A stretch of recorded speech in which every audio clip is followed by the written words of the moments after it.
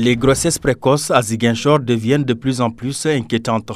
Selon une enquête réalisée en 2024 par le groupe pour l'étude et l'enseignement de la population, l'Académie de Ziguinchor a recensé 157 cas, soit un taux de 13%.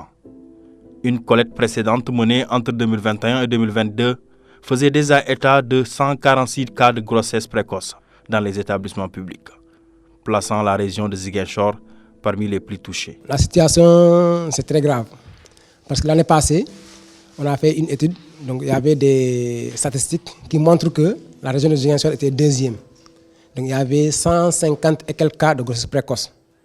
Donc environ 13%, ce qui n'est pas normal.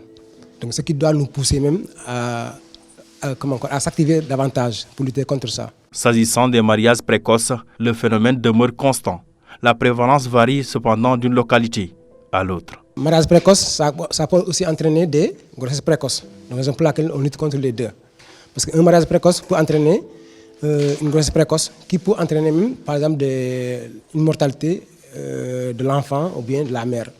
Ça peut entraîner des fistules obstétricales. Voilà, toute la communauté doit s'y mettre pour nous aider à freiner les mariages précoces et les grossesses précoces. Donc pour aller en avant, pour que la scolarité des élèves n'ait pas d'obstacles. Pour faire face à ce fléau, plusieurs mécanismes ont été mis en place. C'est le cas du centre de premier accueil de Ziguinchor, qui accompagne les jeunes filles victimes de grossesse ou de mariage précoce. Mais en moyenne, nous recevons plus de 10 ou 20 par année. Donc les cas de filles victimes de grossesse précoce sont vraiment nombreuses au niveau de la structure. Des fois, si elles n'ont pas un accompagnement psychologique adéquat, elles risquent de peut-être sombrer dans la dépression ou bien de très mal prendre la situation. Cette éducatrice spécialisée y œuvre quotidiennement, déterminée à soutenir ces adolescentes et à prévenir de nouvelles situations à risque. Le centre de premier accueil, c'est une structure d'accueil d'urgence pour les enfants victimes, témoins et en danger. Donc nous travaillons en étroite collaboration avec l'AMO, qui, au même titre que le CPA, est un service extérieur de la DGPGS, la direction à laquelle nous sommes affiliés. Ce n'est pas seulement les filles qui sont au niveau de Ziguinchor que nous accueillons. Il y a les filles qui sont au niveau des villages environnants que nous accueillons aussi. Et elles sont aussi très nombreuses. Et de Goudomp, de Sédhiou, etc. Donc il faut savoir qu'elles représentent une proportion importante des filles que nous prenons en charge. Mais en même temps, il y a beaucoup d'élèves. Il y a vraiment beaucoup d'élèves qui sont impactés par le phénomène et que nous recevons et que nous prenons en charge aussi au niveau de la structure. Un véritable défi social et éducatif se pose. Consciente de la gravité du problème, Mampenda Cissé lance un appel à ses camarades. Nañ jàng ba pare parce que instant yi jàng moo nekk prioritaire te aussi dara ñu yàkkamti daal suñu parents tam nañ ñu jàppale surtout suñu parents yi nu muy dal ci élèves yi bëri na trop.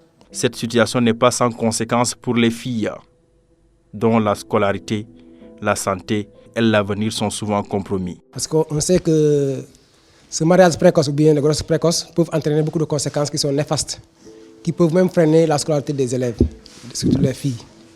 Voilà. Donc, raison pour laquelle ici, par exemple, on organise des journées de sensibilisation, ou bien on fait des sketchs. Quand il y a fête de Fosco, ou bien fin d'année, ou bien ouverture, on en profite pour faire des sketchs qui parlent de la lutte contre les grossesses précoces ou bien les mariages précoces. Ou bien même, on invite les sages-femmes. L'année passée, on l'a invité 2 fois. Donc, premier semestre, on l'invite. Il choisit un thème sur la santé et reproduction des adolescents.